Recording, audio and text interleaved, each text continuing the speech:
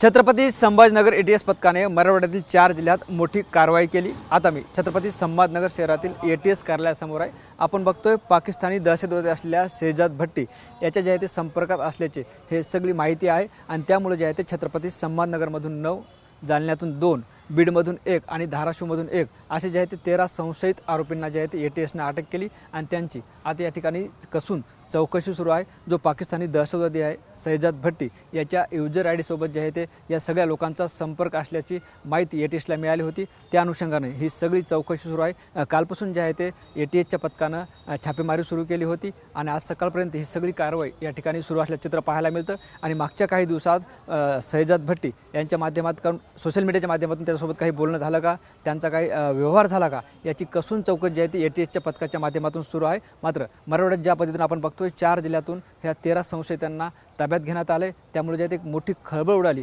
आणि या संशयिताच्या माध्यमातून या सगळ्या माहितीच्या माध्यमातून आता समोर काय येतं हेही पाहणं महत्त्वाचं ठरणार आहे आणि एटीएसच्या वतीनं या ठिकाणी चौकशी सुरू आहे। कॅमेरा पर्सन अमित आडेसह ज्ञानेश्वर लोंढे, TV9 मराठी, छत्रपती संभाजीनगर।